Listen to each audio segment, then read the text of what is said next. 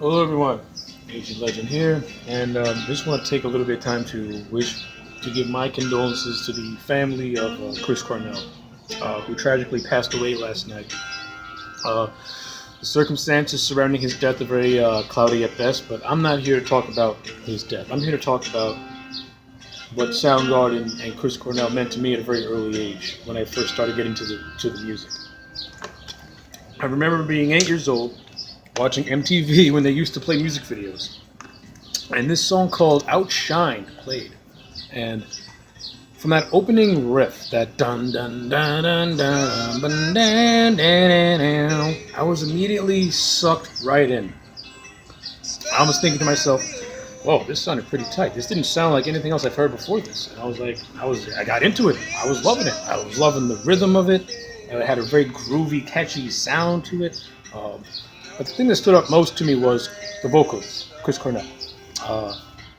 He did not sound like any other vocals that I've heard before. Like he had a very distinct sound to him, and to me, like he can do any genre of music, like hard rock and roll, to very mellow stuff, and his vocals will always be very consistent. His range was so like distinct. It was like I could put Chris Cornell in a lineup with other guys, and those other guys they sound the same.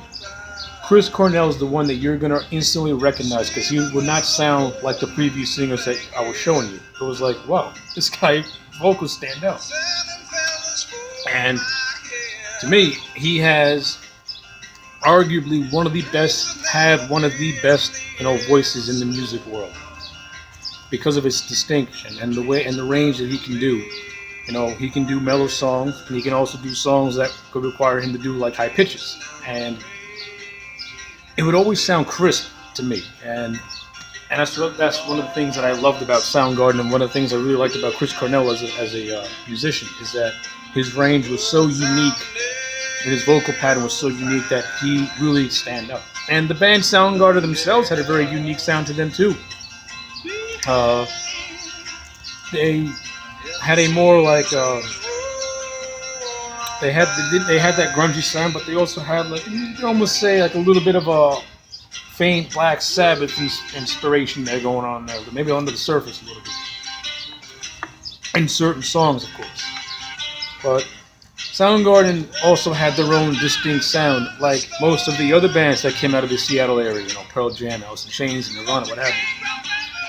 With Soundgarden being a very important part of that movement that transpired in the, you could say, the mid '80s to the late '80s to the very early '90s, when grunge really took off.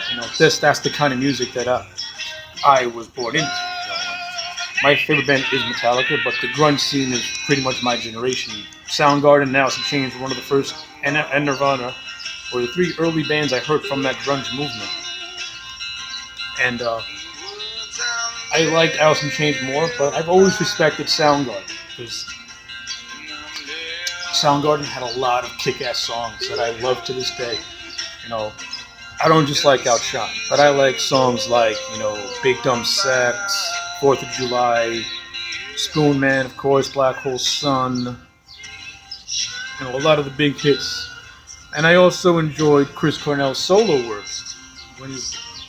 I also enjoyed Chris Cornell's solo work, like the song Seasons, which to me just has this very awesome tone to it. I just like the musical, I just love the whole acoustic vibe that it brings out. And I love the lyricism and vocals to the songs as well. And I also enjoyed, Audioslave for what they were. Because, I do like Soundgarden, but I was also a big Rage Against the Machine guy. So, and they made it work. They made it work. And Audioslave, I think, is a very underrated band. They got a lot of really good songs. And they also have a very distinct style of their own, because they don't sound like Rage and they don't sound like Soundgarden. They sound like their own thing. And I attribute that to Chris Cornell as well as the other bandmates, who also try to make something special work out of that. And I admired Chris Cornell as a talent. He will be sorely missed, not only by Soundgarden fans like myself, but about the music community as a whole, because he really was one of those rare talents that they come around very few and far between.